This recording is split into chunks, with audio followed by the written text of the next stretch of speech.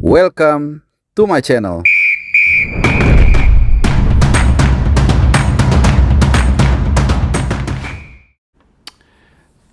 Teman-teman semua, kembali lagi di CBH dan kita kembali kali ini gantian. Jadi shift-shiftan kita sisihkan sejenak berita soal Sintayong yang baru saja ya semi resmi lah ya akan membesut Persija Jakarta dan rencana besok akan diperkenalkan di JIS besok siang.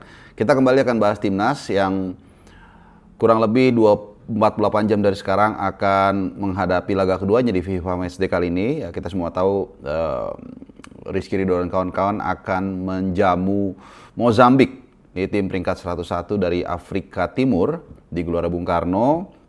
Dan kita akan bahas untuk yang satu ini, tapi nggak melulu soal komposisi pemain, itu nanti besok aja. Seperti apa prediksi line up-nya, tapi ada sesuatu yang menarik kalau kalian sedikit jeli di pertandingan kemarin lawan Oman. Ya, lawan Oman kita memang menang 3-0 dan ini sangat impresif sekali permainannya, meskipun memang Oman ini juga sepertinya tidak mau keluar menyerang ya.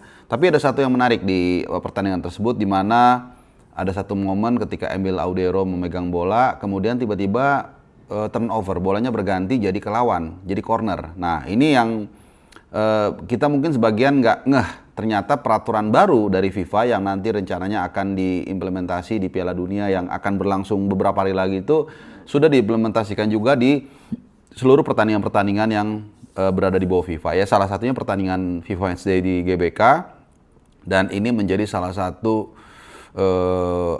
aturan baru yang harus dipahami juga oleh para pemain. Jangan sampai kita dirugikan atau lawan mengambil keuntungan dari aturan tersebut. Sudah ada contohnya di pertandingan lain sebelumnya ketika Jepang menghadapi Finlandia. Jadi ada satu momen di mana Finlandia nggak ngeh dengan peraturan baru itu, sehingga akhirnya pemain itu intinya harus menunggu 1 menit sebelum masuk ke lapangan, dan akhirnya Jepang memanfaatkan keunggulan pemain dan akhirnya mencetak gol. Nah, ini juga jangan sampai terjadi dengan tim nasional kita di laga menghadapi Mozambik, walaupun ini hanya pertandingan persahabatan. Tapi kan ini gunanya pertandingan persahabatan. Jadi bukan hanya untuk mencoba beberapa strategi baru, beberapa komposisi pemain baru, taktik baru dan lain-lain, tapi juga aturan baru yang akan diterapkan. Nah,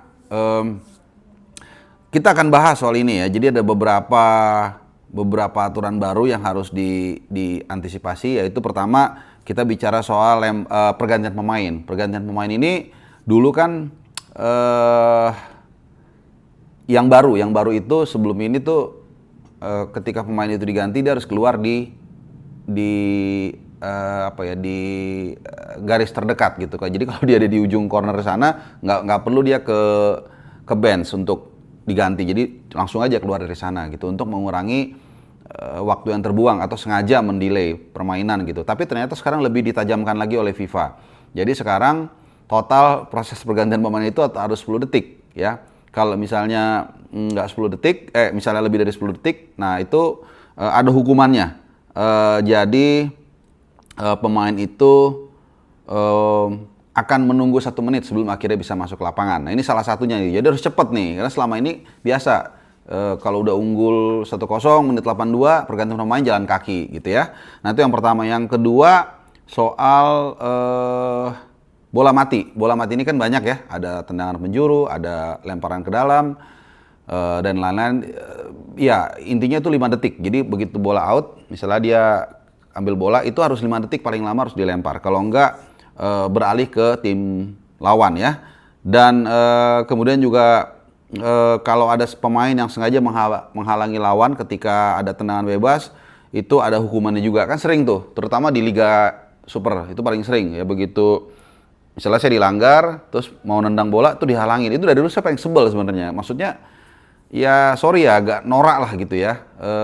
Itu sering banget dilakukan dan dulu tidak dihukum. Malah wasit kadang-kadang ngediemin. Nah, sekarang tuh udah ada larangannya. Jadi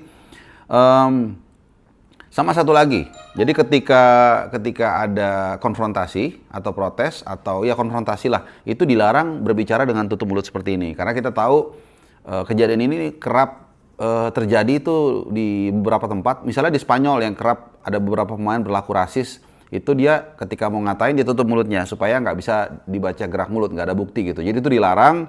tentunya ada konsekuensinya juga gitu. Jadi sama walkout. Jadi kalau meninggalkan lapangan ini kena kartu merah. Nah ini beberapa aturan yang harus diperhatikan oleh para pemain kita di pertandingan menghadapi Mozambik nanti gitu loh. Jadi jangan sampai kita yang saat ini vibes-nya lagi positif ya, kalau istilahnya itu dari mulai lawan Saint Kitts and Nevis kita menang 4-0 di Bojan Hertman, kemudian kalah 1-0 dari Bulgaria, tapi kita main sangat bagus menurut gua.